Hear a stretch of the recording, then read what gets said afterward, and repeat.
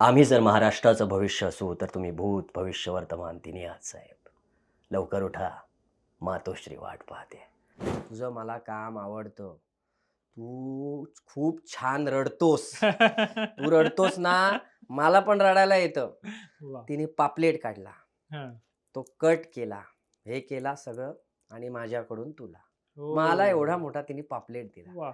घरची मोठी माणसं जेव्हा लहान जे असतात त्यांना पैसे देतात, तेव्हा लहानांनी प्रश्न विचारायचा वाह! नाही. ते घ्यायचे. वाह! ते प्रेम आहे. हां, आणि मग मी त्यांना रिप्लाय केला आणि ते मला त्या पॉइंटला जाणवलं म्हणून मी हां. रिप्लाय केला, की म्हणलं, "ताई आत्ता मला कळतंय, की तुम्हाला सगळे मम्मा का म्हणतात." वाह, वाह, वाह! त्याच्या चेहऱ्यात मला जरा पॅनिक दिसला, की तो हं. पॅनिक झाला हे मला त्याच्या चेहऱ्यावर दिसलं आणि तो शोधायला लागला.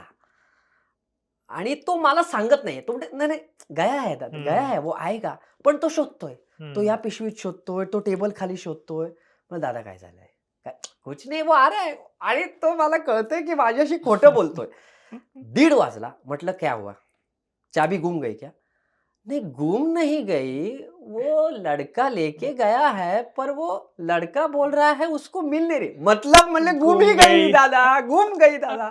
तेव्हा अक्षय देवधर सोबत तिघांनी सीन्स केले. हं, मग ते प्रॉपर शूट झाले आणि मी हं. तिसरा होतो. मी जेव्हा अक्षयासमोर आलो, तेव्हा मलाच असं वाटलं, की बहुतेक ही जोडी नाही दिसणार चांगली ऑन स्क्रीन. कारण आपल्याला कळतं ना एक.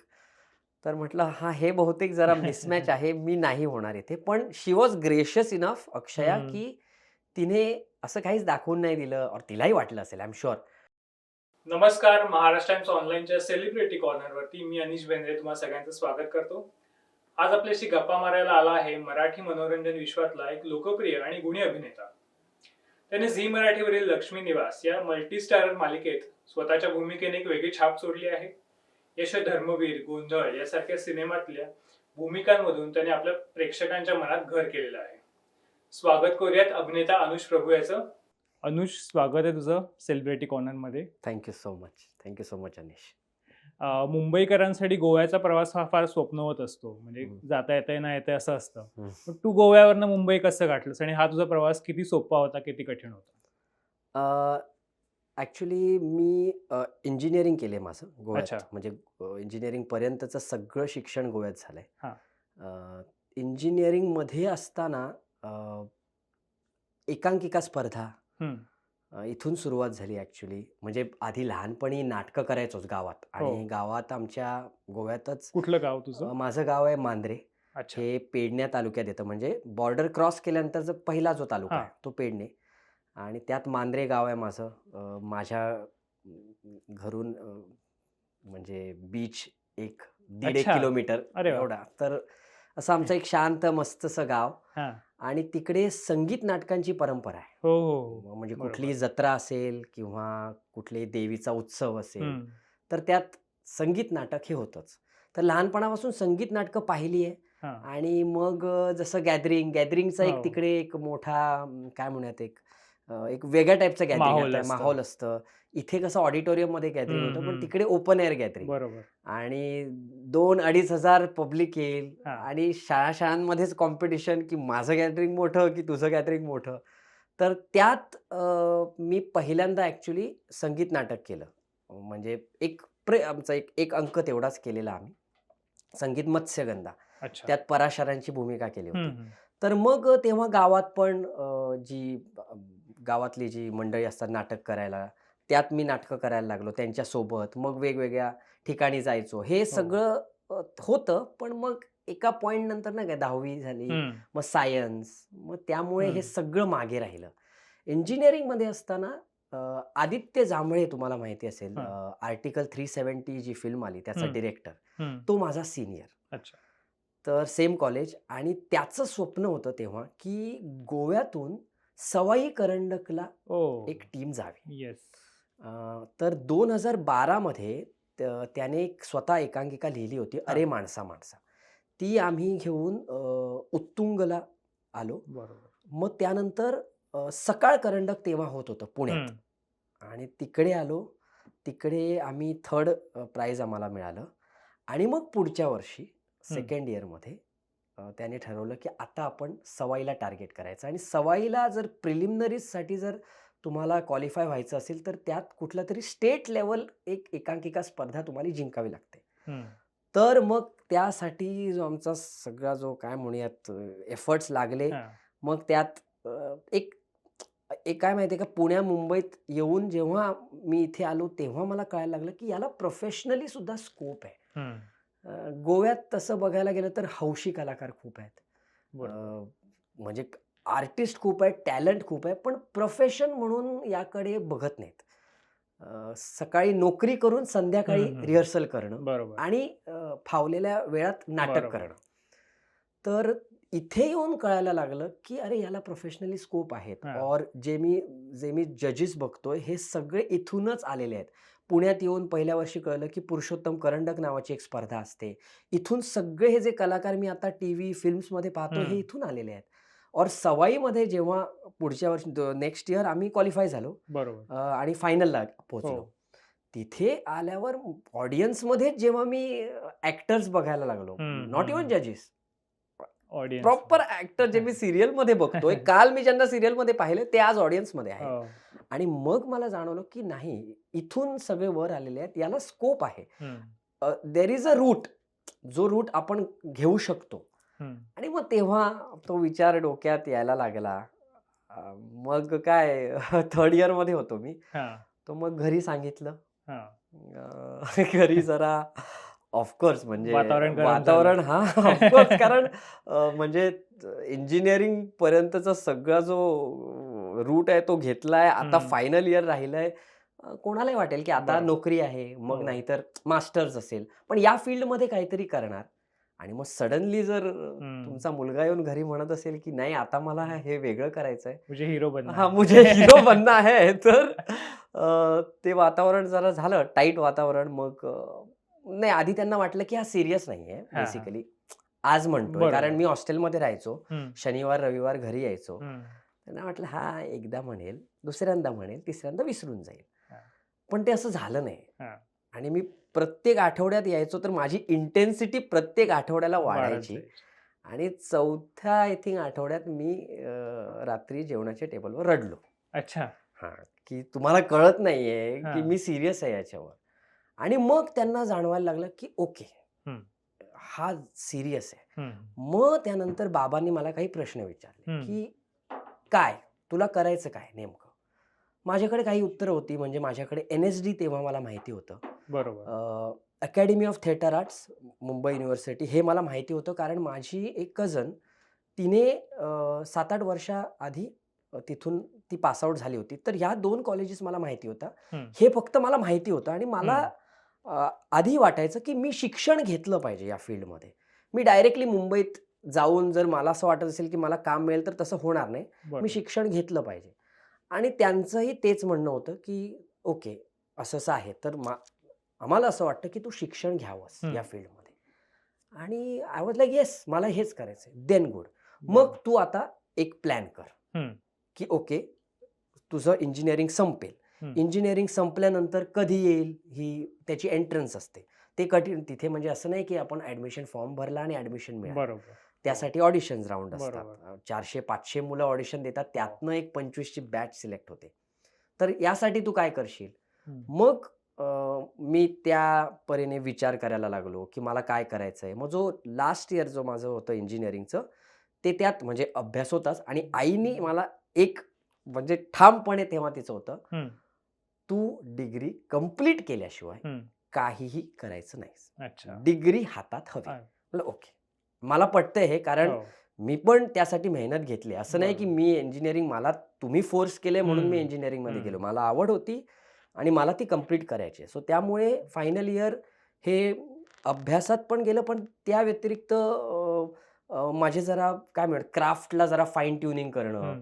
मुंबईत काय असतं आणि कॉलेजेस कुठले. मग हे 2 कॉलेजेस 3 कॉलेजेस बेसिकली होते. हां. ललित कला केंद्र पुणे, हं. अकॅडमी ऑफ थिएटर आर्ट्स आणि NSD. हं. त्यात मी academy of theatre arts select केलं कारण हं. एकतर मुंबई शहर बरोबर. आणि म्हटलं इथेच जर 2 वर्ष मी माझं मास्टर्स कंप्लीट केलं तर इथेच राहीन. हं. मला शहरात पण फिरता येईल. बरोबर. शनिवार, रविवार शहरात काय-काय चालतं, कुठे नाटकं होतात, ऑडिशन प्रोसेस कशी हां. होते हे जाणून घ्यायला मला वेळ मिळेल. हो. कारण मी पुणे आणि दिल्लीत जर गेलो तर परत मुंबईत येऊन मला तेवढा वेळ लागेल. बरोबर. मुंबईची एक काही झालं तरी मुंबईची एक स्पीड आहे, हं. गती आहे.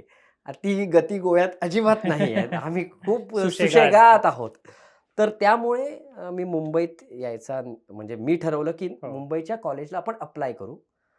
पण झालं असं की 2014 मध्ये पास आउट झालो हं. आणि आमचा रिझल्ट ऑगस्टमध्ये लागतो हं. आणि यांचं सगळं प्रोसेस जुलैमध्ये संपते. आणि हां. जेव्हा जुलैमध्ये सिलेक्शन होतं तेव्हा तुमच्या हातात डिग्री डिग्री. सर्टिफिकेट द्यावं लागतं. बरोबर. त्यामुळे मला 1 वर्ष गोव्यात राहावं लागलं. अच्छा. मग 1 वर्ष मी गोव्यात काही फिल्म्समध्ये कामं केली. हं. ESG म्हणजे एंटरटेनमेंट सोसायटी ऑफ गोवा जे हं. इफ्फी ऑर्गनाइज करतं. ओके. हं. त्यामध्ये मी नोकरी केली. अच्छा. हां, डेलिगेट्समध्ये होतो. डेलिगेट एक्झिक्युटिव्ह होतो. म्हणजे आता जर तुम्ही आलात इफ्फीमध्ये जर तुम्ही रजिस्टर केलंत हां. किंवा तुम्ही जर कुठल्या फिल्मचं कास्ट किंवा क्रू असाल, तर तुम्हाला कार्ड्स मिळतात. हं, हं. सिल्व्हर कार्ड्स, गोल्ड हं, हं. कार्ड्स. तर ते देणं, कार्ड्स अच्छा. देणं, ते प्रिंट करणं, हां. म्हणजे कुठली टीम कधी येणार आहे, त्यांना कधी ती कार्ड्स देणार आहे, त्यांचं स्क्रीनिंग कधी आहे, त्याआधी त्यांना भेटून हे तुमचे कार्ड्स आहेत, हे हं. तुमचं और डेलिगेट्स असतील तर मग त्यांचे फॉर्म्स हं. ते भरून आणतात. मग घेतल्यानंतर ओके त्यांचे पैसे वगैरे ते कलेक्ट करून त्यांना एक डेट देणं, या डेटमध्ये तुम्हाला येऊन तुम्ही कार्ड कलेक्ट करा. हे सगळं हां. होतं. डेस्क जॉब होता हां. प्लस म्हणजे कास्ट क्रूला पण भेटता भेट. यायचं. तुम्ही बऱ्याच लोकांना भेटलो. फिल्म्स पाहता आल्या मला. हां. तर 1 वर्ष मी काम असं नाही पण ग्रास्प करत होतो हं. फक्त. गोष्टी बघत होतो, शिकत होतो आणि मग 15 मध्ये मी माझं एक महानाट्य पण केलं बाय द वे. अच्छा. आदित्यनेच ते डिरेक्ट ओके. केलेलं वंदे मातरम नावाचं. तर तो एक वेगळा एक्सपिरियन्स घेतला आणि म्हणजे त्याच्यापासून आधीपासूनच आदित्य सोबतच होतो हं. प्रोसेसमध्ये. त्यामुळे त्याची रायटिंग प्रोसेस, त्याची डिरेक्शन प्रोसेस, कसं ते महानाट्य उभं करणं कठीण आहे. हं. मोठा सेट. तर या सगळ्या गोष्टी त्याच्यासोबत राहून शिकत होतो. मग 15 मध्ये अप्लाय केलं आणि लकीली हां. पहिल्या वर्षी माझं सिलेक्शन झालं. अच्छा. आणि मग तेव्हापासून हा प्रवास की मग मुंबईत आल्यानंतर तुला ऑडिशन्स वगैरे तू दिल्या असतील, तर तेव्हा काय अनुभव आले तुला? कारण बरेचदा आपण ऐकतो म्हणजे ऑडिशनमध्ये कधी फसवणूक होते किंवा कधी हं. काही तसे काही अनुभव तुला आले का?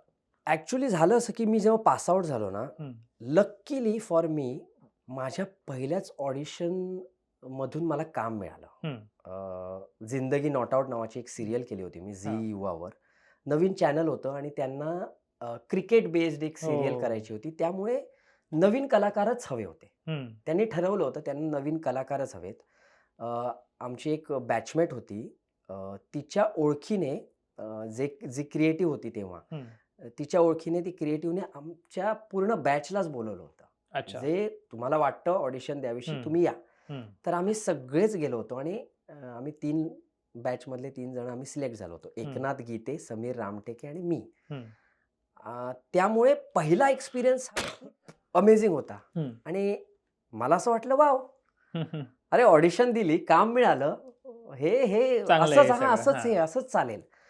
पण मग त्यानंतर तो खडतर प्रवास सुरू झाला, की कारण सीरियल ते काय त्यात खूप दिवस शूट नसायचं माझं. हं. 10 दिवस, 12 दिवस. हं. मग बाकीची कामं पण करायची आहेत आणि मग तेव्हा मी फिरायला लागलो. आरामनगरमध्ये जायला लागलो. माझा पहिला ॲक्चुअली एक्सपिरियन्स असा होता, की आरामनगरमध्ये मी आणि काही मित्र आम्ही हं. तेव्हा अकॅडमीमध्ये पास आउट झालेले मित्र सोबत राहायचो हो. आणि सोबतच जायचो, निघायचो. तर गेलो आणि एक म्हणजे इथे पण ऑडिशन सुरू होतं. पुढे गेल्यावर अजून एक ठिकाणी पण ऑडिशन सुरू होतं. हां. तर इथे काय? इथे म्हणाले काहीतरी ॲड्स आहे. पुढे काय? पुढे पण ॲड्स आहे. हां. एक कुठलीतरी गोल्ड फायनान्स नाही का, की हं. गोल्ड आपण उधार ठेवून येस, येस. लोन वगैरे घेतो त्याची एक ॲड होती. ओके तिकडे जाऊयात. तर तिकडे तो एक माणूस आला आणि 10 मुलं होती. सगळे हट्टे-कट्टे बॉडीवाले गोरे-चिट्टे सगळे आणि आता आपल्या म्हणजे आपण डोक्यात काय विचार करतो, हे एवढे गुड लुकिंग बॉडी-बिडीवाले हे होतील बाबा, हे आहेत. तो आला एकटा बाहेर. तो म्हणाला, "not fit, not fit, not fit, not fit, not fit." हे पहिल्यांदा मी बघितलं, की ऑडिशनच देता येत नाही हां, मला. हां, हां, हां. तो बाहेरच एकटा माणूस ठरवतोय, की हा फिट आहे ओके. की नॉट फिट आहे. हं. ओके, ह्या सगळ्यांना झाला आमचा नेक्स्ट ग्रुप होता. आता म्हटलं हे गोरे चिट्टे जर फिट नाहीये तर शक्यच हम्म. नाहीये. तो आला, not fit, not fit, okay, एक फिट, फिट. माझ्याकडे आला, फिट, ये. Fit, okay. पण ना ही प्रोसेस मी तेव्हा पाहिली, की कोणतरी बाहेर ठरवतं, हा. की तुम्ही फिट आहात की नॉट फिट आहात. हम्म. मी आत गेलो. आता आतमध्ये एक रांग लागलेली. हम्म. 10 लोकं मी जी आत होतो त्यांना आधीच सांगितलेलं कॅमेरा इथे आहे. हम्म. ॲड अशी आहे, की कोणतरी चोरीला चोर येतो. म्हटलं हम्म. अच्छा तिकडे मला कळलं, अच्छा मी fit आहे. म्हणून मी फिट आहे. अच्छा चोरासारखा दिसतो. अच्छा. तर चोर इन होतो. तो कपाट ओपन करतो आणि हम्म. त्याला काहीतरी दिसतं. हा. तुमची एक रिएक्शन तेवढंच आहे. ओके. आणि अक्षरशः तू हा. बिलीव्ह करणार नाहीस. हा. एकटा माणूस यायचा. Okay, move. हम्म. दुसरा, आपण दर्शनाला जातो ना, हा, हा, हा. तेव्हा कसं हे हा. हे चला तसं मी पाहिलं. हे खूप हम्म. ब्रुटल जे हम्म, हम्म, ॲड इंडस्ट्रीमधलं ते मी पहिल्यांदा तिकडे नोट केलं. हा. हे काही एक्सपिरियन्सेस जसं अजून एका आरामनगरमध्येच हिंदी ऑडिशनला गेलो होतो आणि तिकडे मी आणि माझा मित्र आहे निषाद भोईर म्हणून, तो पण कामं हो. करतो. तर आम्ही दोघं गेलो होतो आणि तयारी करून गेलो होतो. आणि तिकडे गेलो आणि माहित नाही का हे सगळे असे जसं म्हणा गोरे-चिट्टे पंजाबी असं पाहून ना थोडंसं आम्हाला वाटलं, "यार आम्हाला कोण घेणार यार इथे? हम्म. नाही घेणार आहे." आम्ही थांबलो. 1 दीड 2 तास थांबलो. काही होईच ना, काही घडेच ना. म्हटलं चल जाऊ आपण आणि आलो. तर हे काही असे तेव्हा स्टार्टिंग की हे किती ब्रुटल आहे हम्म. आणि आपल्याला जसं वाटतं की सगळ्यांना चान्स मिळतो ऑडिशन द्यायचा. बरोबर. हे करेक्ट म्हणजे हे हम्म. असं होत नाही. होत नाही. हे मला तेव्हा जाणवलं हम्म. स्टार्टिंगमध्ये. पण या सगळ्या ऍड वगैरे त्यानंतर कट्टू लक्ष्मी निवास, कारण तू अनेक मालिका केल्यास, सिनेमा केलेस, हं, पण मोठी ओळख तुला मिळाली लक्ष्मी निवास हं, मालिकेमुळे. हं, हं. तर ही सिलेक्शन प्रोसेस कशी झाली? हा रोल तुला कसा मिळाला होता? लक्ष्मी निवासच्या बाबतीत झालं असं की त्यात पण म्हणजे किस्सा आहे. किस्सा असा आहे हा. की ॲक्चुअली मी ऑडिशन बरंच काळ आता हा. की झालंय की सीरियलसाठी कुठलं नवीन प्रोजेक्ट सीरियल येत असेल तर मला फोन यायचे की हम्म. बघ ट्राय करतो सर हो. ऑडिशन दे. मग मी घरून एक फर्स्ट राउंड त्यांना पाठवायचो. मग ते जर त्यांना आवडलं तर मग ते सेकंड राउंड किंवा एक त्यांच्या समोर डिरेक्टर हम्म. समोरच्या राउंडसाठी बोलवायचंय. हो. आणि बऱ्याचदा असं झालंय की मी फायनलपर्यंत नाही का आपण 2 जण असतात की हा. तिथपर्यंत पोहोचलोय. नाही झालं किंवा कमर्शियल्स डिस्कस झाले की पर डे और तुझं काय किती हा. घेशील वगैरे आणि आपल्याला वाटतं की अच्छा होतंय वाटतं. हे सगळं डिस्कस होतंय म्हणजे पण नाही झालं. Hmm. Part of the process right. असं होतंच. राईट. तर तसंच मला सिद्धू हे जे कॅरेक्टर आहे त्यासाठी अच्छा. त्याच्या ऑडिशनसाठी मला कॉल आलेला. ओके. तर मी ऑडिशन दिली होती घरून. हम्म. मग त्यांना आवडली. मग त्यांनी मला तिथे जी लूक टेस्ट झाली त्या लूक हम्म. टेस्टसाठी बोलावलं आणि तिथे मी होतो, कुणाल जो आता जो आता करतोय सिद्धू करतोय. तो होता आणि अजून एक मुलगा होता. ओके. आणि तेव्हा अक्षय देवधर सोबत तिघांनी सीन्स केले. हम्म. ते प्रॉपर शूट झाले आणि मी हम्म. तिसरा होतो. मी जेव्हा अक्षयासमोर आलो तेव्हा मलाच असं वाटलं, की बहुतेक ही जोडी नाही दिसणार चांगली ऑन स्क्रीन. कारण आपल्याला कळतं ना एक. तर म्हटलं हां, हे बहुतेक जरा मिसमॅच आहे. मी नाही होणार इथे. पण शी वॉज ग्रेशियस इनफ अक्षया, हम्म. की तिने असं काहीच दाखवून नाही दिलं और तिलाही वाटलं असेल आय एम शुअर.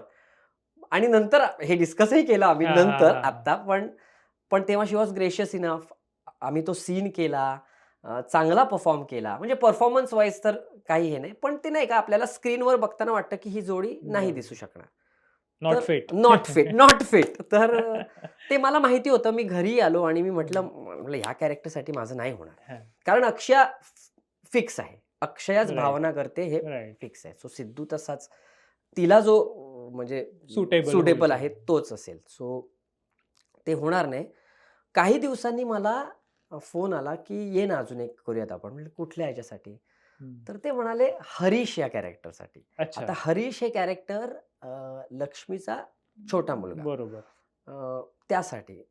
त्याचं मी ऑडिशन केलं ओके. आणि मी डन होतो. मी जी तेव्हा सिंचना करायची म्हणजे तन्वी कोलते, तन्वी कोलते. तिच्यासोबत सीन पण केला. म्हणजे ओके. आम्ही दोघांनी लुक टेस्ट केली, एक मॉक सीन परफॉर्म केला हो. आणि मी डन होतो.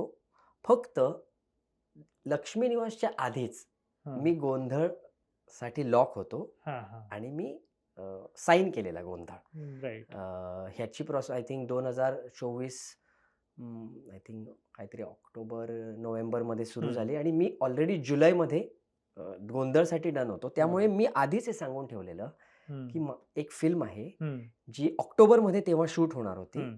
पण ती मला करायची आहे. तर ती ऑक्टोबरमध्ये तोपर्यंत होती त्यामुळे त्यांनाही काही वाटत नव्हतं. हां, तू करशील, कर ना, कर ना. बरोबर. पण मग काय झालं ते ऑक्टोबरची नोव्हेंबरमध्ये गेली हं. आणि जेव्हा मला हे कळलं, मी कळवलं हं. आणि लक्ष्मी निवासचं शूट सुरू झालं नव्हतं. हं. मला जस्ट कळलेलं की मी लॉक होतोय. हां. तर मी जेव्हा कळवलं की असं-असं आहे, हां. फिल्म जरा पोस्टपोन होते, हां. तर पण मला करायची मग त्यांच्याकडून असं झालं की नाही. हं, हं. कारण घरचं कॅरेक्टर आहे आणि बरोबर. आम्ही 1 महिन्या आधीच शूट सुरू करतोय आणि घरचे सीन्स आधी लागणार आहेत. त्यामुळे बरोबर. सगळे आम्हाला घरातले लक्ष्मी निवासमधले ते ॲक्टर्स आम्हाला हवेत. मग प्रोड्युसरचा म्हणजे जे सुनील भोसले सर आहेत त्यांचा पण फोन आला, की "काय करतोय सोनू? चांगलं कॅरेक्टर आहे. तू चांगलं केलंयस, आवडलायस तू." हं. म्हटलं, "सर मला फिल्म करायची आहे ती." आणि हं. गोंधळ कारण मी नरेशन ऐकलेलं सगळं गोंधळ हं. एक अशी फिल्म होती जी मला सोडायची नव्हती. नव्हतं. थँकफुली नाही सोडली ती. पण तीच नव्हती म्हटलं, "सर नाही सर फिल्म सोडायची नाहीये ती." ओके म्हणाले ते. सगळं संपलं, की ओके मग मूव्ह ऑन हां. होऊयात का? Okay sir move on. आणि मग गणेश चतुर्थी झाली. गणेश चतुर्थीला मी घरी गेलो. घरी होतो मी. ओके. हां. गणपती आमचं विसर्जन झालं आणि हां. सरांचा फोन आला मला. सर म्हणाले, "काय करतोयस?" म्हटलं, "सर असं-असं आहे घरी." "बरं ऐक," म्हणाले, "तू ती कन्नड लक्ष्मी निवास तुला माहिती आहे ना, आपण तिथूनच हं, हं, हं. अडॅप्ट करतोय." म्हटलं, "हो सर." "अच्छा तू पाहिलेस का त्याचे काही एपिसोड्स?" म्हटलं, "हां सर, आधी जेव्हा हे 2 कॅरेक्टर्स करायचे होते त्याचे 1-2 एपिसोड पाहिले होते." "अच्छा." तर म्हणाले, "एक काम कर, त्यात अजून एक कॅरेक्टर आहे विश्वा नावाचं. हं. ते कॅरेक्टर जरा बघ." म्हटलं, "काय झालं?" नाही, कारण तू हवायस आम्हाला. अरे वाह! अ, तुझं काम आवडलंय. चॅनललाही असं वाटतं, की हा चांगला ॲक्टर आहे. येस. आपण याला कुठेतरी फिट इन केलं पाहिजे आणि लकीली फॉर यू त्याचं शूट नंतर सुरू होणार आहे. हां.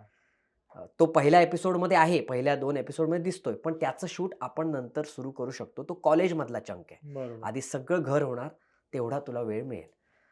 म्हटलं, "ओके सर." फक्त ते म्हणाले, "बघ तुझं शूट तू म्हणालास, की 20 एक दिवस चालेल. मे बी असं होईल, की लास्टचे तुझे काही 2-3 दिवस, हं. 4-5 दिवस तुला ॲडजस्ट करावे लागतील." हं. म्हटलं, "करतो सर." कारण लकीली गोंधळ ही अशी फिल्म आहे, जी सगळे आमचे नाईट शिफ्ट्स होत्या. हं, हं. मग ते करीन सर. आणि तेव्हा विदाऊट ओह! ऑडिशन कारण ते म्हणाले, की "तुझे सगळे ऑडिशन्स पाहिलेत. आम्हाला असं वाटतं, की तू विश्वा करू शकशील." आणि मग विश्वासाठी डन झालो. अरे वाह! म्हणजे मस्त. ते आय थिंक इट वॉज काय डेस्टिनी डेस्टिनी. होतं नशिबात. लक्ष्मी निवास होती तर त्यामुळे आणि मी ते पाहिलं मग एपिसोड्स पाहिले आणि मला हां. कॅरेक्टर आवडलं. हां. ग्राफ आवडला. नंतर मी पुढे पण काही एपिसोड्स पाहिले आणि स्टोरी लाईन एक कळली, की ओके हे असं होतंय. मग त्यामुळे डिप्रेशनचे, दारूचे हे सीन्स पण येणार आहेत. हं, सो हं. परफॉर्मन्ससाठी स्कोप आहे. बरोबर. हे मला तेव्हा जाणवलं आणि आय वॉज व्हेरी हॅपी, की येस यार हे वाह! कॅरेक्टर होतं नशिबात ते आलं कसं तरी. येस. तर अनुज आता तुला विश्वाच्या भूमिकेमुळे लोकप्रियता तर मिळालेली आहे. पण तुझ्या चाहत्यांच्या प्रतिक्रिया काय असतात? म्हणजे एखाद्या क्रेझी फॅन मूव्हमेंट वगैरे तुला अनुभवायला मिळालाय का? हो, ॲक्चुअली मी जेव्हा सीरियल करायला सुरुवात केली, तेव्हा ना मला फ्रँकली स्पीकिंग हं. मला असं वाटलं नव्हतं, की अ, आवडेल कॅरेक्टर लोकांना हे और हां. एवढा चांगला प्रतिसाद मिळेल असं म्हणूयात, हां. की कॅरेक्टर आवडेल बरोबर. आपला म्हणजे प्रयत्न तोच असतो ॲज अन ॲक्टर, बरोबर. की लोकांना आवडावं. पण एवढा चांगला प्रतिसाद हो. मिळेल आणि लोकं ओळखायला लागतील हं, विश्वा हं, म्हणून हं. असं वाटलं नव्हतं फ्रँकली स्पीकिंग. हं. माझा पहिला अनुभव काय होता, की मी गोव्याचा आहे. मासे बरोबर. प्रेमी आहे. आणि त्यामुळे मासे विकत घेऊन खाणं हे म्हणजे फक्त रेस्टॉरंटमध्ये जाऊन मासे खाणं ते करतोच मी ऑफकोर्स. हो. पण प्रॉपर बाजारात जाऊन वाटा अच्छा. उचलणं, तिकडे नेगोशिएशन्स करणं, बार्गेनिंग कोळणीसोबत करणं हां, घासाघीस वगैरे हां, करणं. ते अच्छा. सगळं मला आवडतं बरं. आणि म्हणजे मासा चांगला हातात I like taking or buying हां. फिश असं म्हणूयात. कळतं पण त्यातलं, की हा फ्रेश आहे की नाही. बरोबर. तर ते करायला दहीसरच्या मी बोरिवलीला राहत होतो तेव्हा. हम्म, दहिसरच्या मार्केटमध्ये गेलो. हम्म, तर तेव्हा तो ट्रॅक सुरू होता, की जस्ट जान्हवीचं लग्न झालेलं हम्म, आणि माझी रडारड आणि डिप्रेशन, हम्म. दारू वगैरे हे सगळं. तर ना हो. सगळ्या कोळींबाई सगळ्यांनी ओळखलं अच्छा. आणि सगळे म्हणा, "अरे तू विश्वान अरे! अरे तू किती रडतोस, किती दारू पितोस, काय तुझं हे ते." म्हणलं, "हो, हो, हो." आणि मग ते "तू माझ्याकडे घे, माझ्याकडे घे." आणि मग ओके, ओके सगळ्यांना म्हणलं 1 मिनिट. मी मग मला जे हवं होतं ते हा, घ्यायला गेलो. मी त्या दिवशी कोळंबी घेतली. हा. मग आय थिंक एक सौंदाळा म्हणून मासा हो, असतो. हो. तो खूप रेअरली मिळतो असा. बरोबर. तर तो मासा घेतला आणि हे सगळे म्हणत होते ना, "पापलेट घे, पापलेट घे." म्हटलं, "आज नाही खायचं आहे मला मावशी पापलेट. घेतो, येतो ना मी, हा, कशाला टेन्शन." तर ती एक त्यातली जी होती ना, तिने म्हणजे मला सरप्राईज केलं. ती आली नंतर म्हणाली, "इथे." आणि ती मला म्हणत होती, "घे, घे माझ्याकडून घे." मी म्हटलं, "येतो नंतर, येतो नंतर. तुझं मला काम आवडतं. तू खूप छान रडतोस. तू रडतोस ना, मला पण रडायला येतं." वा. तिने पापलेट काढला. हा. तो कट केला. हे केला सगळं आणि माझ्याकडून तुला. मला एवढा हो. मोठा तिने पापलेट दिला. वा. म्हटलं, "अरे मावशी कशाला?" "नाही, माझ्याकडून तुला. प्रेमाची भेट" म्हणाली. हा. तर ते माझ्यासाठी ना खूप ओव्हरवेल्मिंग होतं, की वॉव यार! की त्यांना मी म्हणजे त्यांच्यामधला वाटतो आणि माझं कॅरेक्टर त्यांना आवडतं. मी रडतो हे त्यांनाही फील होतं. हे जे तेव्हा होतं ना मला खूप आणि एस्पेशली कारण मी मासे प्रेमी आहे वा. त्यामुळे ती भेट माझ्यासाठी खूप म्हणजे अमूल्य होती. अमूल्य आहे. एक्झॅक्टली. तुला झी मराठीचा अवॉर्ड सुद्धा मिळाला या हो, भूमिकेसाठी. हो. तर तेव्हा त्यानंतरच्या काय प्रतिक्रिया वगैरे होत्या? अ, ते पण मी खरं तर एक्स्पेक्ट केलं नव्हतं. हम्म, पण मिळालं मला लकीली. काय प्रतिक्रिया मी ॲक्चुअली मला पर्सनली वाटत हा. होतं, की वेंकी जे कॅरेक्टर करतोय हम्म, महेश फाळके, त्याला मिळेल. कारण त्याच वर्षी मटा सन्मान पण त्याला मिळाला होता. सहाय्यक बरोबर. अभिनेत्याचा. सो मला वाटलं त्यालाच मिळेल. मी पण जेव्हा स्टेजवर ते म्हणतात ना, तुम्हाला काय वाटतं कोणाला मिळेल? तेव्हा मी स्वतः वेंकी, वेंकी करत होतो. अच्छा. जरी मी नॉमिनेट झालो असलो तरी. हा. पण माझं नाव अनाउन्स झालं. मी जरा शॉक म्हणजे असं झालं, की सरप्राईज होतो. हा. इच्छा कोणाला नसते. ऑफकोर्स बरोबर. मलाही इच्छा होती कुठेतरी, की सुप्त इच्छा, की मिळावं, मिळावं, मिळावं. पण की असं आहे आपण एक प्रॅक्टिकल थॉट घेतो, की नाही यार मला वाटतं, हम्म. की त्याला मिळेल. पण मिळालं आणि मग काय फॅमिली खूप खुश होती.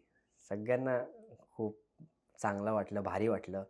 एस्पेशली गोव्यात मला बऱ्याच लोकांनी गोव्यातल्या लोकांनी मेसेज केला, की हम्म.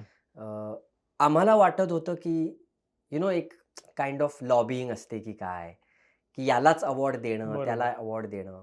पण नाही, आम्हाला हे बघून छान वाटलं, की तू पण इथून म्हणजे गोव्यावरून तिथे जाऊन मेहनत करून एक हम्म. अवॉर्ड जिंकू शकतोस. म्हटलं ते एक भारी वाटलं. म्हणजे खरंच एक अमेझिंग तो एक Feeling. ऑल्वेज पहिला हम्म. अवॉर्ड आहे माझा बरोबर. टीव्हीवरचा. तर त्यामुळे ऑल्वेज क्लोज राहील. त्याचा ॲक्चुअली एक अरे बापरे! आता आठवलं मला त्याचा हा. एक किस्सा आहे. अच्छा. म्हणजे अवॉर्ड फंक्शनचा किस्सा आहे. हम्म. अ, झालं असं की आपण अवॉर्ड फंक्शन गोरेगावमध्ये फिल्म सिटीमध्ये हो. शूट होतं. 2 दिवस शूट होतं आणि संध्याकाळी 5-6चा कॉल टाईम, रात्री 12:30-1 पर्यंत एक दिवस आणि दुसऱ्या दिवशी पण. करेक्ट. कारण काय सगळे डान्स पण असतात, बरोबर. त्यात मध्ये अवॉर्ड्स. तर ते सगळं प्लॅन्ड असतं की कधी डान्स, कुठला आहे. बरोबर. सगळेच डान्स काय शूट आमच्या समोर होत नाहीत. नाही. काही बरोबर. आधी शूट होतात. तर पहिल्या दिवशी आम्ही जिथे गेलो, वेले पार्किंग होतं. हम्म. म्हणजे काय तुम्ही हो. ऑडियन्सला जर येस, माहिती येस, नसेल तर येस. तुम्ही चावी तिथे द्यायची. नाही. ते पार्क पार्क करतात. करा. तुम्हाला एक कुपन देतात. कुपन तुम्ही परत येताना ते कुपन दाखवायचं. ती चावी तुम्हाला गाडी आणून देतात परत. बरोबर. जायचं घरी. पहिल्या दिवशी शूट संपलं 12:30-1 वाजता. हम्म. मी आणि माझा मित्र निषाद भोईर हो. आम्ही सोबत होतो. गाडीने आम्ही सोबतच आलेलो अवॉर्ड हम्म. फंक्शनला सुद्धा आणि गाडीत आमचं सगळं सामान पण होतं. तर 12:30 वाजता बाहेर पडलो. आम्ही ते कुपन हम्म. दिलं त्याला. म्हटलं हां. आता तिथे काय होतं, खूप गाड्या होत्या. खूप ॲक्टर्स होते, बरोबर. टेक्निशियन्स होते. अराउंड 100-150 गाड्या होत्या. जास्त. तर असं एक मोठं टेबल होतं. त्यावर सगळ्या चाव्या त्यांनी ठेवलेल्या. मी कुपन दिलं आणि त्यांना म्हटलं, "दादा, ही वाली माझी आहे." तर मी त्याला पाहिलं हे उचलताना. "हां, ओके" म्हणाला आणि मग आम्ही तिथे थांबलो बाहेर. आता गाडी येईल एक 10, आता ऑफकोर्स एवढी गर्दी आहे म्हटल्यावर आपण हे नाही एक्सपेक्ट करू शकत की 5व्या मिनिटाला गाडी येईल, एक 10 मिनिटं लागतील. तर आम्ही तिथे आलो. अजून कोणी ॲक्टर्स या सिरियलमधले येत होतं, त्याच्याशी बोलतोय, याच्याशी बोलतोय. आता नंतर एका पॉइंट नंतर काय व्हायला लागलं, की समजा तू माझ्या नंतर आलास, पण तुझी गाडी माझ्या आधी आली आणि तू निघालास, तू गेलास. अच्छा. मग त्या ताई होत्या, त्या पण नंतर आल्या, त्यांची पण गाडी गेली. अच्छा. आपण थांबतो. अच्छा, एकदा 3-4 असे माणसं गेल्यानंतर ना थोडा डाऊट आला. मी तिथे गेलो. म्हटलं, "दादा, माझी गाडी तुम्हाला?" तो बोलला, "हां, हां, असेल, असेल." काय आहे म्हणाला, "जी गाडी आम्हाला पहिली दिसते ना, तीच घेऊन येतो. पण माणसं गेली आहेत, 7-8 माणसं आहेत, येतील." ओके. असं करून, करून 1:15 वाजला. 1:15 वाजला जेव्हा, तेव्हा आम्हाला असं आलं, "भावा," म्हटलं, "45 मिनिटं आपण इथे थांबलोय. माणसं येत आहेत म्हणून गप्पा चालू होत्या, त्यामुळे वेळ ते जातोय वेळ कसं जात कळत होता, नाही. त्यामुळे ते रिअलाईज नाही झालं." म्हटलं, "थांब." म्हटलं म्हटलं 45 मिनिटं झाली दादा. थोड़ा 1 मिनिट रुको, हाँ देखता हूँ. गया है आदमी. म्हणलं, "ओके, कुठे आहेत तुमचे आदमी?" तर 4 माणसं आली होती. पण हां, 3 अजूनही गेलेले आहेत, येतील. म्हटलं, "अच्छा, 3 गेलेली आहेत." ती 3 माणसं परत आली आणि ही 4 तर जी होती ती गेली. होय. म्हटलं, "आता सगळे आले जे गेले हो. होते ते, पण ते गाडी घेऊन नाही आले." मग ना त्याच्या चेहऱ्यात मला जरा पॅनिक दिसला, की तो पॅनिक झाला हे मला त्याच्या चेहऱ्यावर दिसलं आणि तो शोधायला लागला. आणि तो मला सांगत नाहीये. तो म्हणतो, "नाही, नाही, गया है दादा, गया है, वो आएगा." पण तो शोधतोय. तो या पिशवीत शोधतोय, तो टेबल खाली शोधतोय. मग दादा काय झालंय? काय? कुछ नहीं, वो आ रहा है. आणि तो मला कळतंय की माझ्याशी खोटं बोलतोय. 1:30 वाजला. म्हटलं, "क्या हुआ? चाबी गुम गई क्या?" "नहीं, गुम नहीं गई. वो लड़का लेके गया है, पर वो लड़का बोल रहा है उसको मिल नहीं रही." मतलब म्हणले गुम ही गई दादा, गुम गई दादा. ढूंढो. तर त्यानंतर सगळं एकदा ते ओपन झालं, त्यानंतर पॅनिक सुरू. आता त्यांनी पुढची 30 मिनिटं, कारण सगळे गेले. आता 2 वाजले. त्यानंतर हे टॉर्च घेऊन फिल्म सिटीमध्ये कुठे खाली पडली का चावी शोधतायत. आणि आतमध्ये शूटिंग चाललंय डान्सचं. तर तोपर्यंत चॅनलची माणसं आणि जे ऑर्गनाइज करत होते, ज्या एजन्सीला ऑर्गनाइज करायला दिली होती, त्याचे हेड बाहेर आले. म्हणलं, "काय झालं?" म्हणलं, "असं-असं झालंय." "अच्छा. Okay, okay, okay, okay. थांबा, थांबा." आता त्यांनी सुरुवात केली शोधायला. हे लावतायत, ते लावतायत, कॉल करा. "बरं, तुझ्याकडे अजून एक चावी आहे का?" "नाही आहे आता सध्या चावी." "मग काय करायचं?" म्हटलं, "मला चावी हवी आहे. मला माहिती नाही." असं करून 2:30 वाजला. 2:45 वाजले आणि एका पॉइंट नंतर त्यांनी हात वर केले, की "सर, जरा मिस्टेक झाली. ते सापडत नाहीये चावी." म्हणलं, "आता? आता काय?" तर मग ते जे ऑर्गनायझिंग कमिटीमधले होते ते म्हणाले, "डोंट वरी. आपण काय करूयात, CRPFना बोलवून ती गाडी लॉक करूयात आता. गाडी सापडली आहे, गाडी आहे. लॉक करून घेऊयात. उद्या मी येतो आणि ती काही स्पेअर की जी रिमोटवाली आहे ती बनवून घेतो. सिस्टम त्याला, कारण ते सगळं ओपन करावं लागतं." म्हटलं, "मला रिमोटवालीच हवी आहे. मला ती तशी नकोय." तर हां म्हणाले. आणि म्हटलं, "सो उद्याचं काय?" माझं म्हटलं, "सगळं आत आहे."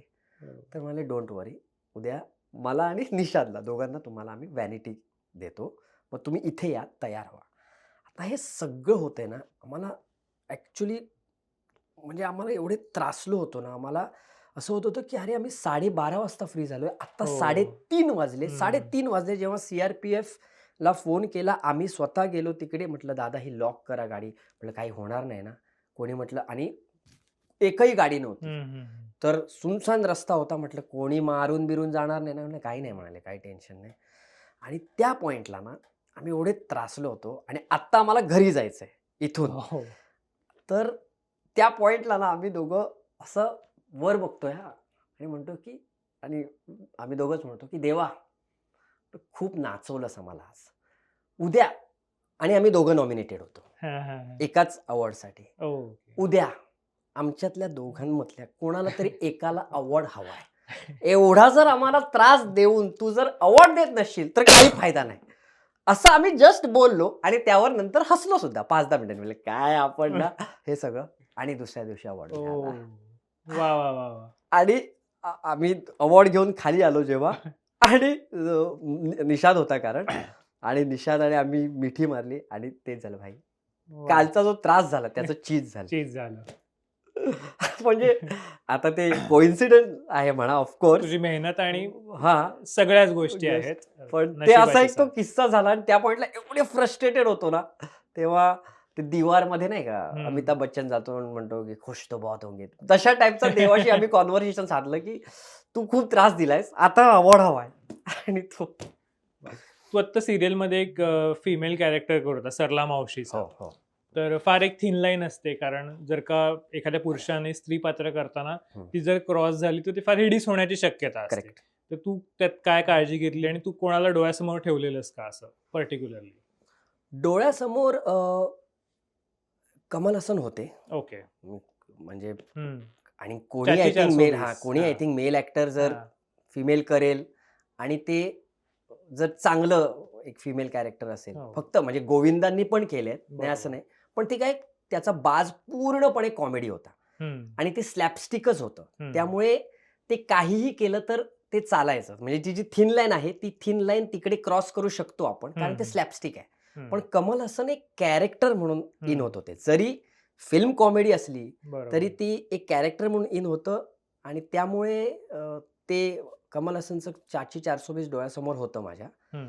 आणि मी त्याआधी गोंधळमध्ये सुद्या मुरळी केली होती. बरोबर. आता त्यात फक्त एक होतं की गोंधळ ही खूप जुन्या काळातली फिल्म आहे. त्यामुळे ज्यावेळेस स्त्री पात्र नव्हते, हम्म. पुरुषच स्त्री पात्र करायचे. करायचं. त्यामुळे ते ओपनली असं होतं की मुरळी हा पुरुषच करतो. बरोबर. त्यामुळे त्यात कुठेही क्लीन शेव आणि असं नाही. हम्म. हम्म. तर ते वेगळं होतं की म्हणजे जरी तो ऑन स्टेज स्त्री करतोय तरी तो पुरुष आहे हे ऑडियन्सला पण माहिती आहे, फिल्मच्या पण आणि तिकडे जो गोंधळमध्ये बरोबर. आहे त्या पण. बरोबर. पण इथे मला हे दाखवायचंय की मी स्त्री आहे. हम्म. त्यामुळे ती एक होती आणि थिन लाईन म्हणजे थोडीशी बॉडीवर, वॉकवर, हम्म. आवाजावर एक काम करावं ओके. लागलं की जरा मी आणि पहिल्यांदा 2 डिरेक्टर हम्म. अजय सर, अजय कुरणे सर आणि नितीन काटकर सर हम्म. यांच्यासोबत जेव्हा डिस्कस केलं तेव्हा व्हॉईसवरच डिस्कशन झालं की व्हॉईस जरा पातळ करूयात. ओके. मी 2-3 सॅम्पल्स देत गेलो की हां. असं करूयात का, हा आवाज करूयात का, पण हां, अजून हां, पातळ, हा करूयात का, अजून थोडा पातळ, हां. हो, मग या आवाजात बोलूयात का, अरे. हे करूयात का, हा हे करूयात. हम्म. आणि मग वॉकवर काय करता येईल, हात कसे हे करता येईल, जे पुरुषी वाटणार नाही हम्म. ते जरा कॅन्सल आउट करत गेलो की हे बघ हे जरा पुरुषी वाटेल हे ते मग एकदा ठरवलं की जेव्हा एंट्रीचा जो सीन होता त्यावेळेस हां. जे ठरवलं मग ते 4-5 एपिसोड्स ते होतं, तो हम्म. ट्रॅक होता, ते मग कंटिन्यू करत गेलो. अच्छा. सिरियल मध्ये लक्ष्मीची भूमिका करणारी हर्षदा ताई, तिला हर्षदाताई. ते इंडस्ट्रीची मम्मा म्हणतात. तर हो, तुझा कसा अनुभव आहे तिच्यासोबत काम करण्याचा? आणि कमाल अनुभव आहे. ॲक्च्युली एकदा असं झालेलं आहे, हां. म्हणजे एकतर ॲज अन ॲक्टर म्हणून पहिल्यांदा जेव्हा त्यांच्यासोबत सीन करत होतो, कारण माझे आधी त्यांच्यासोबत सीन नव्हते. नव्हते. हो. मी खूप नर्वस होतो. हां. आमच्या दोघांचा सोलो सीन होता आणि कामाईत मला सकाळपासून ना पोटात म्हणजे असे गुडगुड गुडगुड होत होतं की हर्षदाताईंसोबत सीन करायचा आहे. माझा डायलॉग एकही फंबल नाही झाला पाहिजे हो. किंवा मी काहीतरी म्हणजे विसरलं नाही पाहिजे. विसरलो नाही पाहिजे, काहीतरी वेगळं नाही केलं पाहिजे, जे कॅरेक्टर आहे ते पकडून, आणि मीच ओव्हर थिंक करत होतो. आणि तिथे गेलो आणि एवढं स्मूथ झालं ना सगळं, अच्छा. म्हणजे त्याआधी भेटलो होतो त्यांना, बरोबर. बोललो होतो, पण सीन करण्याची एक वेगळी एक एनर्जी असते. तर तेव्हा त्यांनी एवढं कम्फर्टेबल करून घेतलं. उलट त्याच हां, काय आहे सीन? ओके, हा करूयात का? अच्छा, मग हे असं करूयात. मग मी काय म्हणते, तू आलायस ना, आपण आधी विचारू ना, कसा आहेस? हे आधी करूयात ना. डायरेक्ट कशाला लिहिलंय तेच करूयात, हे करूयात. तर त्या सीनमध्ये सुद्धा एक कम्फर्टेबिलिटी आली. कमाल एनर्जी आणि तो चांगला झाला. मग मी त्यांना म्हणालो, की "ताई, मी ॲक्चुअली थोडा नर्व्हस होतो." मग ते "अरे, तू सांगायला पाहिजे होतंस.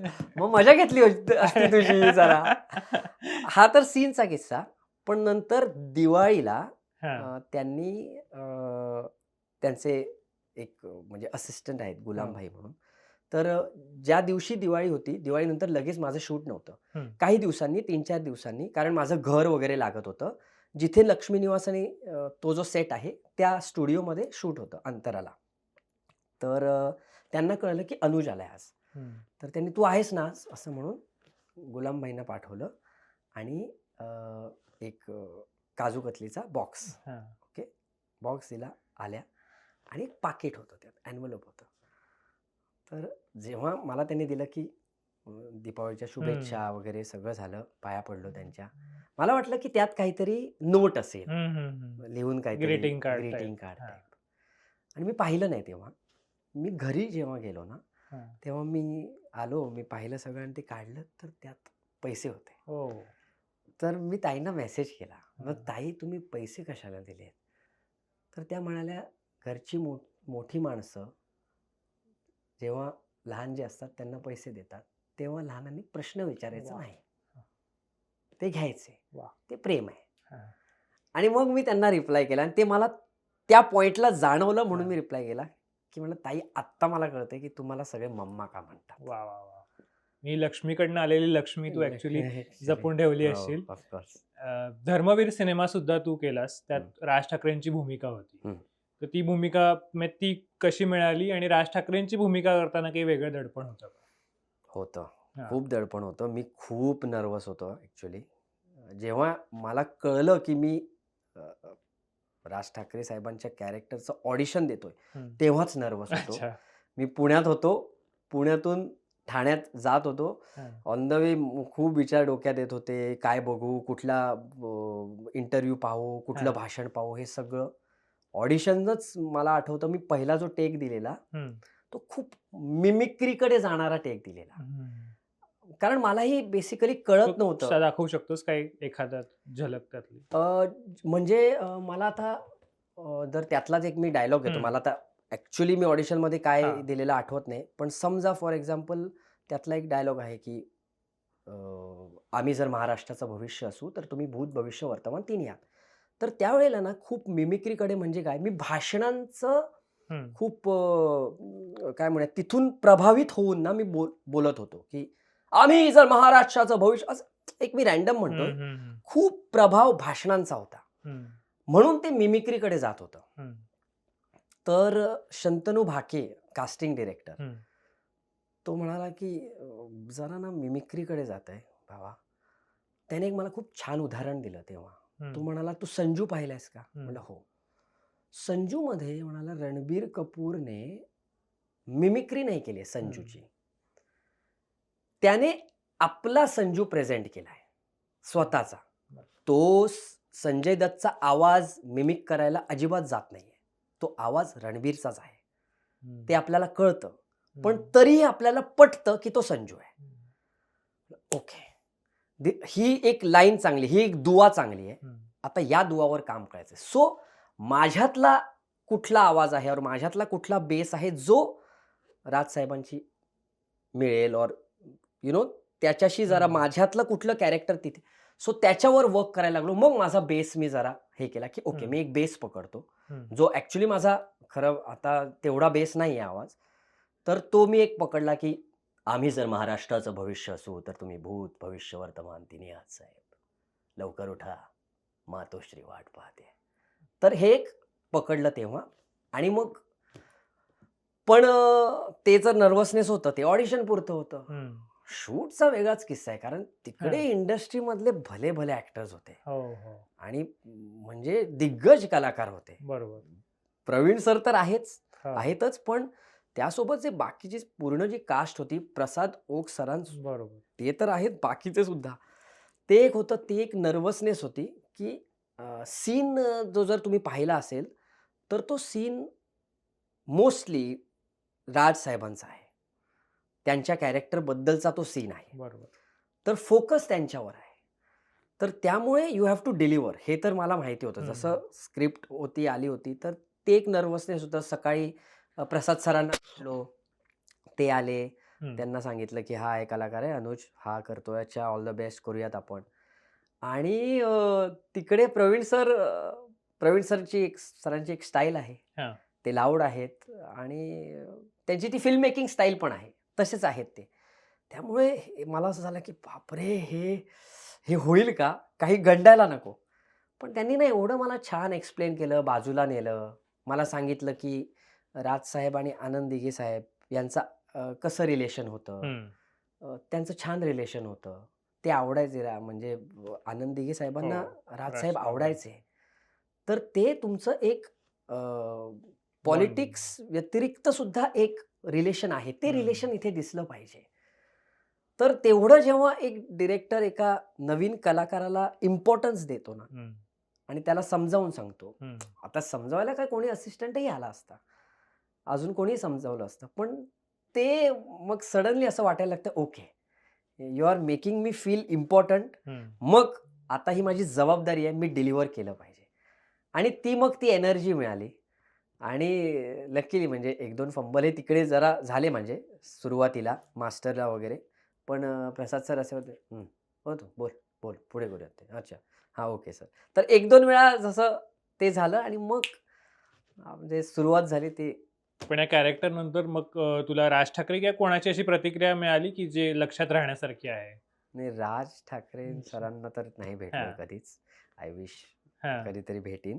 पण आय थिंक त्या कॅरेक्टर नंतर ना पहिल्यांदा अ, म्हणजे ॲट ऑन सोशल मीडिया हं.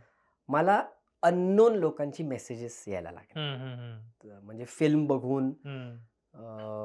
स्टोरीज कोणतरी हं, पोस्ट हं, करतंय. हं. म्हणजे बरोबर. लोकांनी जेव्हा कॅरेक्टर पाहिलं स्क्रीनवर तेव्हा की कोण आहे रे हा? हं, हं. मग शोधाशोध सुरू केली, शोधलं, त्याचा फोटो पोस्ट करून मला टॅग टॅग केलं. केलं. हे पहिल्यांदा व्हायला लागलं. मला मेसेजेस यायला लागले, की आवडलं, छान वाटलं. हां. तेव्हाचे लहानपणीचे यंग साहेब आम्हाला अच्छा. दिसले आणि तर ते पहिल्यांदा माझ्यासोबत झालं, की हं. असं खूप म्हणजे जिंदगी नॉट आउटच्या वेळेस पण होत होतं. हं. पण नाही, ते याची इंटेन्सिटी आणि याची जी हे होती एक ग्रँडर जो होता तो हां. वेगळा होता. खरंच मेसेज आणि अ, चांगले-चांगले मेसेजेस करत होते, हं, की हं. आम्हाला खरंच आवडला सीन असं जेन्युइन वाटत होतं आणि ते पहिल्यांदा घडलं हां. या कॅरेक्टरनंतर. कलाकारांसाठी रिप्लेसमेंट किंवा रिजेक्शन या काही नवीन गोष्टी नसतात. हं. तुला करिअरमध्ये कधी असे काही अनुभव आलेत, की जे तुला कायमस्वरूपी लक्षात राहिले, त्यातनं तू धडाही घेतलायस? रिजेक्शनचा रिप्लेसमेंट, रिजेक्शन काहीही कुठलाही किस्सा सांग. रिप्लेसमेंट असं मला आठवत नाही. झालोय असेन आय एम शुअर. हं, पण रिजेक्शनचे खूप आहेत किस्से, की जसं मी आधी म्हणालो, हं, की अ, आधी-आधी हे मला खूप म्हणजे त्रास द्यायचं. हं, मला खूप त्रास व्हायचा या गोष्टींचा. मला हर्ट करायचं, की म्हणजे मी ऑडिशन पहिला राउंड झाला, दुसरा हं. राउंड झाला. मग नाही का एक मॉक शूट हो. होतं. जे लीड कलाकार और जी जोडी असते, त्या हं, जोडीचं एक शूट होतं. तर मला आधी वाटायचं, की जोडीचं शूट झालं म्हटलं, की दॅट्स इट, दॅट्स फायनल और हं, आपण पैसे डिस्कस करतो. अच्छा, एवढे हं. दिवस तुझे लागणार आहेत. अशा बरोबर. कधी शूट सुरू होतंय हे मला कळतंय, की अच्छा शूट होतंय. तर I think I am done हे मला आधी वाटायचं. हं, पण नंतर असं बऱ्याचदा झालं, की हां, ओके. मग काय होतं ना, बऱ्याच ठिकाणी क्लॅरिटीने सांगत नाहीत, की तुमचं नाही झालंय. हं, रिजेक्शन जे आहे ना, ते मला तर हं, असं वाटतं फ्रँकली. हं, मला जर रिजेक्ट करताय ना, मला क्लिअरली सांगा, हं. की नाही बाबा, नाही होत आहे बरं. आपलं. आणि मला रिझन सांगा, का नाही हं, होत आहे? काही असेल ना मग ते. मी छान दिसत नाहीये, या कॅरेक्टरसाठी मी फिट नाहीये हं. और तू कॅरेक्टर जे केलंस ऑडिशनमध्ये ते आवडलं नाही. काही बरोबर. असेल. तुझा अभिनय आवडला नाही. Whatever the reason may be clearly सांगितलं पाहिजे. हं, ते ना होत नाही. म्हणजे असंच सांगितलं आता हां, सांगतो तुला, हं, हं, सांगतो. कळवतो तुला, कळवतो. हं, हं. आणि आपण एक्स्पेक्ट करत राहतो. बरोबर. स्पेशली आपली फॅमिली पण एक्स्पेक्ट करत राहते. हं, कारण तसंच झालं पहिली सीरियल झाल्यानंतर हं. एवढी इझिली मिळाली ना, हां. मलाही वाटलं आणि घरीही वाटलं गोव्यात, हं, की ओके, डोअर्स हॅव ओपन्ड. आता हं. कामं येतील बरोबर. आणि तसं झालं नाही. हं, हं. बऱ्याच सीरियल्सचं असं झालं, की मी सांगायचो आज हे झालं. हां. मला सांगितलं गेलंय, की मी होतोय ऑलमोस्ट. हं, ओके. मग आता रोज फोन येत असते. बाबांचा फोन येत असे, की आई कधी करायची, हं, की "काय झालं त्याचं?" "नाही, काही कळवलं नाही." "कर ना मेसेज, विचार ना." "ओके, विचार." हं, विचारलं. "काय?" "सांगतो भाई." "सांगतो, अजून होतंय, अजून होतंय." हं. पण नंतर कळलं, की अनाउन्स झाली पण सीरियल आणि मला सांगितलंच नाही. नाही. आणि मला असं व्हायचं, की सांगा ना, हं, हं, मी हं. उगाच अपेक्षा ठेवून बसलो. तर मग हे बऱ्याचदा माझ्या बाबतीत झालं. झालंय आणि त्यामुळे मी खूप आधी म्हणजे एक 2018-19 मध्ये हे माझ्या मनाशी ठरवलं, की एक्स्पेक्टेशन ठेवायचे नाहीत. कारण अपेक्षा ठेवल्या, की त्या अपेक्षांचा त्रास मलाच जर होतोय, तर बरोबर. कशाला अपेक्षा ठेवायचा? When you expect also expect की this expectation will not be met. हे एक्सपेक्टेशन वा. ठेवा. फॅमिलीचा आता उल्लेख झाला. सुरुवातीला आई वडिलांची साथ होती आणि अजूनही आहे अर्थातच, पण त्यात एक ॲडिशन झालं तुझ्या बायकोचं. हो. तर तुमची लव्ह स्टोरी म्हणजे तुमचं प्रेम कुठे जुळलं आणि या तुझ्या प्रवासात तिची साथ कशी आहे ती सांग. आम्ही कॉलेजमध्ये भेटलो. अच्छा. गोवा कॉलेज ऑफ इंजिनिअरिंगमध्ये ती माझी 1 वर्ष ज्युनियर होती. हा. आणि मला दिसता क्षणी अच्छा, ती लव्ह ॲट आवडली. First sight. हां, लव्ह एट आता लव्ह हे खूप हेवी शब्द आहे. पण आवडली मला. आणि मग मी तिला विचारलं.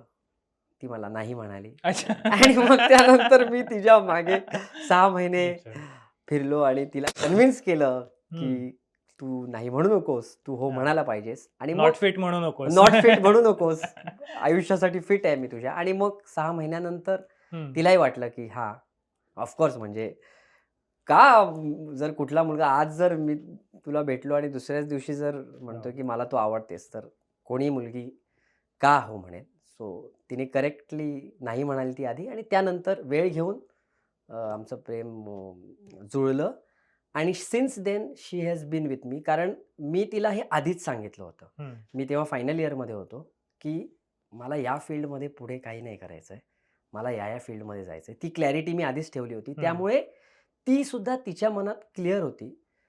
तिलाही ती क्लॅरिटी होती, की कधीतरी पॉइंट येईल जेव्हा मला याला सपोर्ट करावा लागेल. आणि बरोबर. सपोर्ट म्हणजे फक्त इमोशनल नाही, तर फायनान्शियल सुद्धा. हम्म. कारण आपली फील्ड सिक्युअर्ड नाही आहे. बरोबर. 6 महिने माझ्याकडे काम असेल, पुढचे हो. 6 महिने काहीच नसेल. बरोबर. एका पॉइंटला 6 महिन्याचे माझे सेव्हिंग संपले, तर मग माझ्या खिशात दमडीही नसेल. सो असा काळ होता, ज्या काळात म्हणजे मी हे शेमलेसली सांगू शकतो, की जेव्हा ती आमचं लग्नही झालं नव्हतं, पण she used to support me. She has supported me, की एक काम कर, नाही का, की ठेव ना जरा हे ठेव तुझ्याकडे, तेवढे ठेव. म्हणजे मी पुण्यात नाटक करायचो एक, बंबई म्हणून. तेव्हा पुण्यात राहायचो आणि नाटक ते असं काही कमर्शियल नव्हतं. त्यामुळे पैसे वगैरे काही नव्हते. पण जर ऑडिशनचा कॉल आला तर लगेच मुंबईला पळायचं. पण ऑडिशनचे कॉल कसे यायचे, संध्याकाळी, उद्या ये. आता ते म्हटल्यावर पळापळ करायची आहे, किंवा ते शेअर कॅब वगैरे जायचं कुठले तरी वडगावला वगैरे, शेअर कॅब पकडायची दादरपर्यंत तिथून. तर आपल्याकडे पैसे असतात, पण नाही का, की एक काम कर ना, हे ठेव. हे असं बऱ्याचदा झालेलं आहे. She has supported and since marriage तर she has been a rock solid support. काही झालं तर नॉट ओन्ली, आता मी फायनान्शियलीचं बोललो, इमोशनली सुद्धा. कारण इमोशनली सुद्धा ही असं होतंच, की काम नसल्यामुळे मनात 1000 विचार येतात. तर त्यावेळेला आपल्याला कोणीतरी असं हवं, जे आपल्याला इमोशनली स्टेबल ठेवतं.